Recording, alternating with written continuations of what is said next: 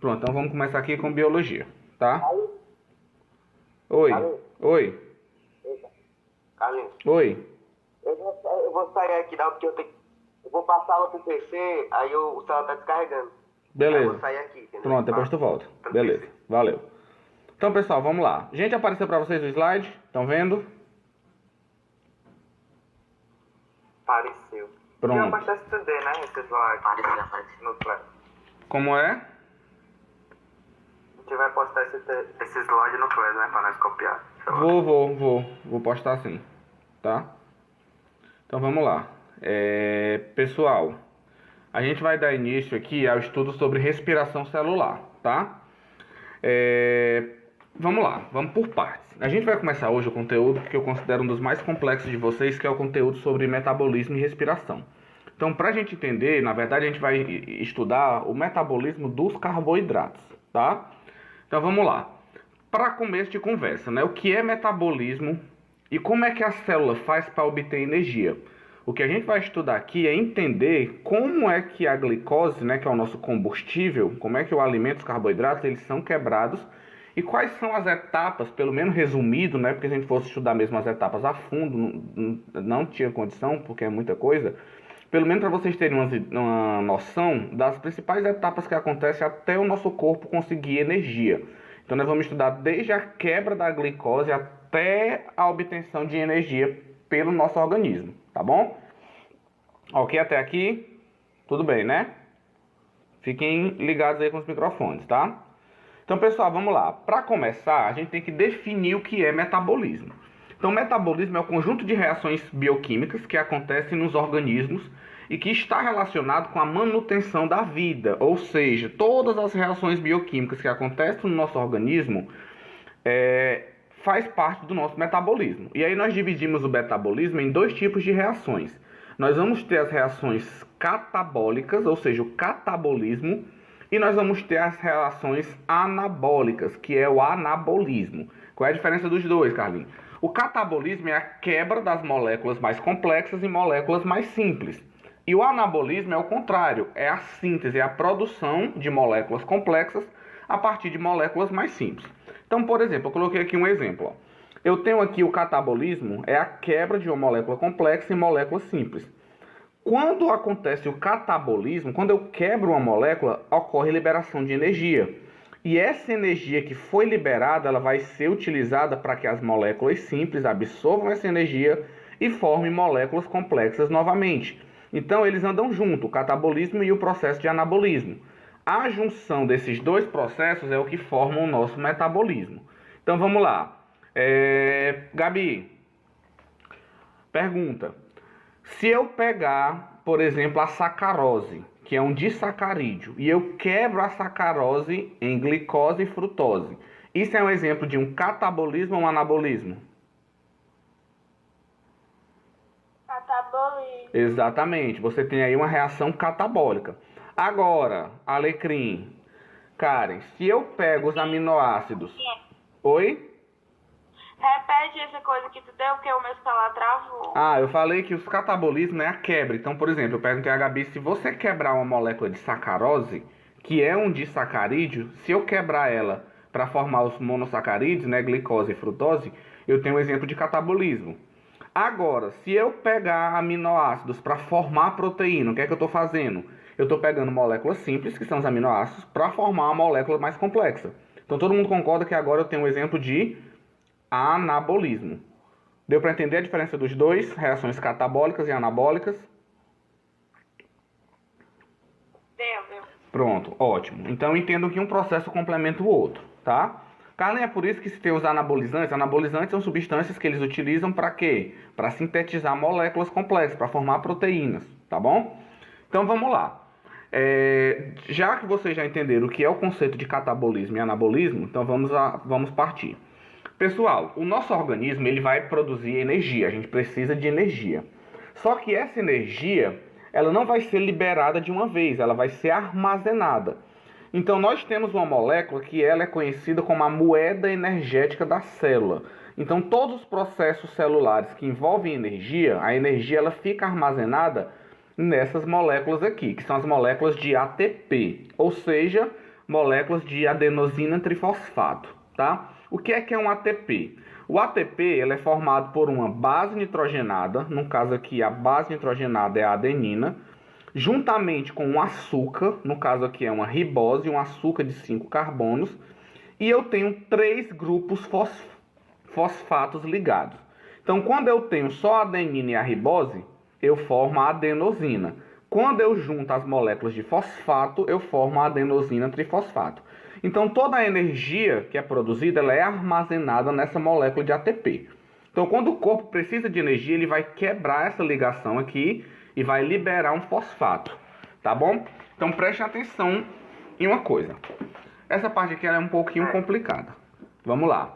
O que é o famoso acoplamento do ATP? O que é uma reação de acoplamento? Vamos imaginar o seguinte. Vocês estão vendo aqui nessa figurinha que eu tenho aqui o ATP, né? O ATP é a adenosina juntamente com 3 grupos fosfato.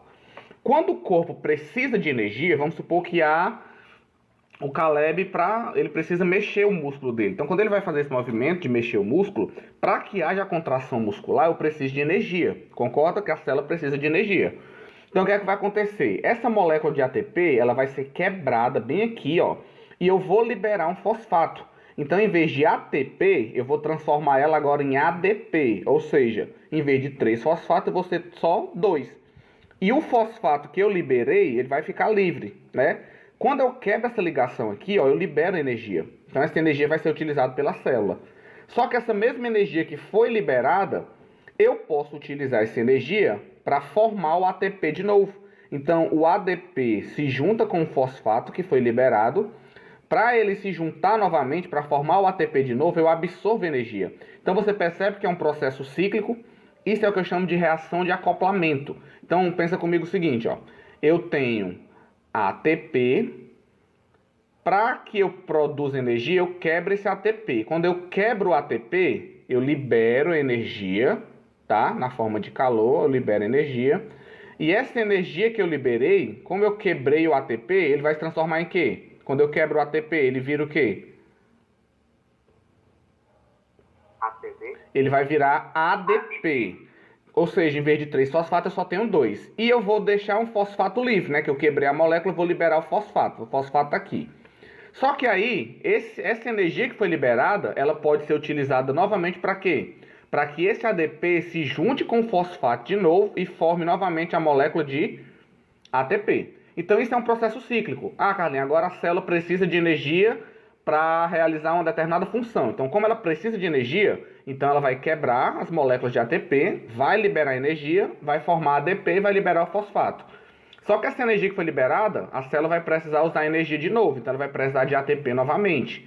Então, essa energia aqui, ó, faz com que o fosfato se junte com o ADP e volte a formar o ATP. E isso é um processo cíclico. Por isso nós chamamos isso aqui de reações acopladas. Deu para entender o que é o acoplamento do ATP? Sim. Ficou claro, gente, aí? Pronto. É basicamente trocando o ATP pro ADP, né? Sim, justamente, Laiane. Só que quando eu quebro o ATP, eu libero energia. E para formar o Quando ATP... vai voltar do ADP pro ADP, você pega de novo a energia que foi liberada. Sim, essa energia ela vai ser absorvida. Então, pensa comigo o seguinte. A quebra do ATP é um processo exotérmico, porque eu libero energia. A formação do ATP, ou seja, para eu juntar o fosfato com o ADP e formar ATP de novo, aí eu não libero. Aí é um processo que eu absorvo energia, tá bom? Então isso é um processo cíclico, são chamados de reações de acoplamento, tá bom? Então o acoplamento do ATP é isso, ok? Gente, isso é só a introdução, eu ainda nem comecei a falar sobre as etapas ainda, tá certo? Eu tô só na introdução, só para vocês conhecerem os personagens dessa história. Então, todo mundo ok? Ativa o microfone aí, catabolismo e anabolismo. Salve. Pronto. Acoplamento do ATP, salve. Sim. Sim. Fala salve, criatura. Salve. É isso aí. Pronto, muito bem. Então, vamos lá. Quando eu falar em moeda energética, toda vez que vocês ouvirem falar em ATP, vocês vão pensar em quê? Em energia, tá? A energia que a célula precisa, ela é armazenada nas moléculas de ATP. Então, o objetivo do metabolismo todo é o quê? É produzir ATP. Carlinhos, como é que esse ATP é produzido? A gente sabe que ele é quebrado e ele é utilizado, mas ele vem da onde? Como é que a gente obtém ATP? É isso que a gente vai descobrir até o final da próxima semana, tá? Todo o processo de produção do ATP. Então, vamos lá. Já vimos o que é metabolismo, já vimos o que é ATP. Então, vamos adiante. Pronto. O processo que nós vamos estudar, gente, a partir de agora até a outra semana, é o processo de respiração celular aeróbica. Por que eu coloquei aeróbico? Porque é um processo que depende obrigatoriamente da presença de gás oxigênio. Nós somos seres aeróbicos, a gente precisa de oxigênio. E você vai entender agora, até a próxima semana, por que sem oxigênio a gente morre. Você vai entender por que o ser humano é um ser que precisa de oxigênio. Ele vai entrar nesse processo aqui. Hã? Mais sufocado. Mas existe outra explicação, existe outra razão. Não só a questão de sufocamento, mas sim porque acaba o suprimento de energia. Vocês vão aprender muita coisa nessa aula de metabolismo. Então vamos entender aqui. Primeiro, o que é respiração celular? Não confunda, meus pimpolhos, respiração celular com respiração pulmonar. Geralmente quando as pessoas falam em respiração, elas pensam no processo de respiração orgânica, ou seja, absorver oxigênio, né, inalar oxigênio e exalar gás carbônico. Isso é respiração a nível pulmonar. Não é isso que a gente vai estudar aqui. O que a gente vai estudar é a respiração celular. É o processo que a célula utiliza para obter energia. Ficou clara a diferença? Não confunda respiração orgânica pulmonar com respiração celular, tá? Então vamos lá. Carlinhos, o que é respiração celular? É um complexo processo bioquímico. É um processo de obtenção de energia através da oxidação, ou seja, da queima de compostos orgânicos, tá? Então todo o processo que a gente vai estudar aqui, gente, tudo que vocês vão ver hoje e na próxima semana é só o processo de catabolismo dos carboidratos. É a quebra do carboidrato para obter energia. Se a gente fosse estudar, se fosse um curso de bioquímica, vocês iriam estudar o catabolismo dos carboidratos, o catabolismo dos lipídios, a quebra das proteínas. Fora o catabolismo, ainda tem o anabolismo. Como é que se forma carboidrato, proteína e lipídio? Não vamos estudar isso. A gente só vai estudar uma coisa, que é só a quebra dos carboidratos. Tá bom? Então vamos lá. Pedro, o que é respiração celular? Quando se fala em respiração celular, a gente pensa em quê? Na respiração das células. É o processo que as células vão utilizar para obter energia. E isso a partir de quê? A partir da queima, da oxidação de um composto orgânico. Esse composto orgânico, gente, o combustível que a gente utiliza, o nosso principal combustível celular é quem? Olha aqui.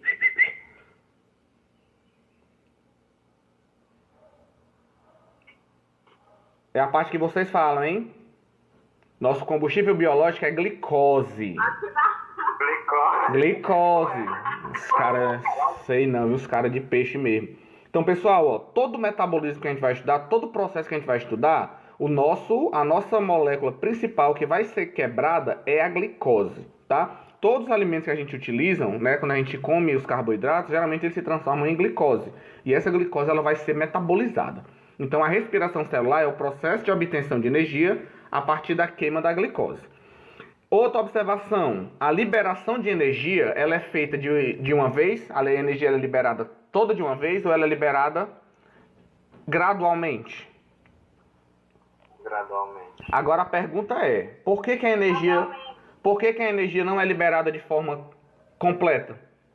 Por exemplo, se eu queimar a gasolina, a energia é liberada de uma vez, né? Agora, dentro da nossa célula, quando a gente queima a glicose, quando o nosso organismo oxida a glicose, por que ele tem que fazer isso em etapas? Por que essa energia não pode ser liberada de uma vez? Toda vez só vai ficar Porque sem pode dois. danificar a célula? Opa! Quem foi que disse isso? Eu. Não, de danificar a célula. Baiane. Eu, linda maravilhosa. Laiane Júlia. Porra, a gata tá que tá, viu? A gata tá... Existe uma coisa chamada filtro. Gente, olha só. A Laiane falou uma coisa muito importante. Por que o nosso corpo ele não libera energia de uma vez? Porque se a energia fosse liberada de uma vez, gente, toda a energia contida no ATP fosse liberada de uma vez só, ia aumentar a temperatura demais. A quantidade de energia liberada é muito grande. Então isso iria aumentar a temperatura do nosso corpo. E se a temperatura do nosso corpo aumentasse tanto, o que aconteceria com as nossas proteínas? Quero ver se vocês lembram agora. Desnaturar. Exatamente, isso aí. Se a energia fosse liberada de uma vez, nosso corpo iria desnaturar, as proteínas iriam sofrer com a ação do calor. Então todas as proteínas seriam desnaturadas e as reações químicas iriam parar. Então toda essa energia que ela é liberada de forma gradual, ela é liberada de forma em etapas, tá? De acordo com a necessidade. E aí as moléculas de ATP vão sendo quebradas. Deixa eu aceitar aqui a Silbele. Pronto, a Silbele entrou. Então daqui a pouco eu fresco com a Cibele. Oi, Cibelinha. Bom dia. Tá? Então vou voltar aqui, gente. Então, pessoal, olha só, tá? Olha aqui como nós estamos. Outro detalhe, tá? Uma coisa muito importante que vocês têm que lembrar é o seguinte: na respiração aeróbica, ou seja, no processo de respiração celular, a energia, a glicose, ela é oxidada completamente. Carlinhos, por que você está falando isso? Porque quando a gente for estudar fermentação, a gente tem que entender que na fermentação, a glicose ela não é quebrada por completo, ela é quebrada parcialmente. Mas na respiração celular, a glicose ela é oxidada totalmente. Então toda molécula de glicose ela é oxidada, tá bom? Gente, essa daqui, prestem atenção. Essa daqui é a equação geral da respiração celular. Vocês têm que conhecer essa equação na ponta da língua. Ela está resumida, tá? Qual seria... Vocês estão vendo a tela? Apareceu? Sim. Pronto. A equação resumida da respiração celular é a seguinte. Vamos entender aqui, ó. C6H12O6, o que é isso aqui? Tá antes da seta, é um reagente, né? Então nós vamos ter a glicose, que vai reagir com o oxigênio, vai ser oxidada com o oxigênio, para no final, depois que ela é totalmente oxidada, o final do processo todinho vai liberar o quê? Vai liberar gás carbônico. É esse gás carbônico que é liberado, que vai passar pelos nossos pulmões, e a gente exala o gás carbônico porque ele sai daqui. Vai liberar a água também, tá? Nossas células, elas produzem água, só que não é a água da urina, é uma água intersticial, é uma água que fica dentro das nossas células, tá? E o objetivo aqui é produzir ATP. Carlinhos, quantas moléculas de ATP são formadas? A gente vai contar isso no final, a gente vai fazer um cálculo para contar. Então vamos lá. Qual é a equação geral do processo de respiração? Glicose mais oxigênio vai produzir o quê? Gás carbônico, água e liberar energia na forma de ATP. Tudo bem até aqui? Ok a equação? Pronto. Carlinhos, onde é que cada personagem aqui vai aparecer? Na medida do processo, na medida que as etapas forem acontecendo, a gente vai descobrir onde é que cada um deles aparece. E para encerrar, a glicólise, ou seja, a respiração celular, o processo de metabolismo aeróbico, ele é dividido em 3 etapas. A gente não vai estudar essas etapas hoje, a gente vai estudar essas etapas semana que vem. Hoje é só para você conhecer, tá? O processo de respiração, ele é dividido em 3 etapas. Quais são elas? Só para vocês já conhecerem. A primeira etapa é a glicólise, que é a quebra da glicose. Depois da glicólise, a gente vai para o ciclo de Krebs, tá? Que é um ciclo com 9 reações químicas que acontece, que a gente vai estudar esse ciclo. E por último, nós vamos para a cadeia respiratória, também chamada de cadeia de transporte de elétron, ou também conhecida como etapa da fosforilação oxidativa, tá? Então, assim, gente, é muito nome, é muita coisa, tá? Por isso que eu dividi a aula em partes. Então, esse processo de respiração ele vai acontecer em 3 etapas: glicólise, ciclo de Krebs e cadeia respiratória. A gente vai conhecer cada uma delas não hoje, tá bom? Para encerrar, nós temos só mais um detalhe. Essas 2 etapas aqui, a maior parte do processo de respiração ele vai acontecer dentro de uma organela, que vocês já devem ter visto ano passado, que são as mitocôndrias, tá bom? Lembram das Maria Mitó, Dona Mitocôndria?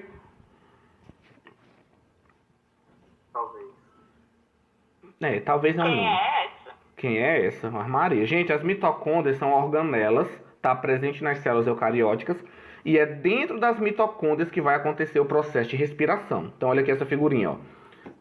É porque ficou cortando aqui. Deixa eu melhorar aqui a tela para vocês. Pronto, olha aqui.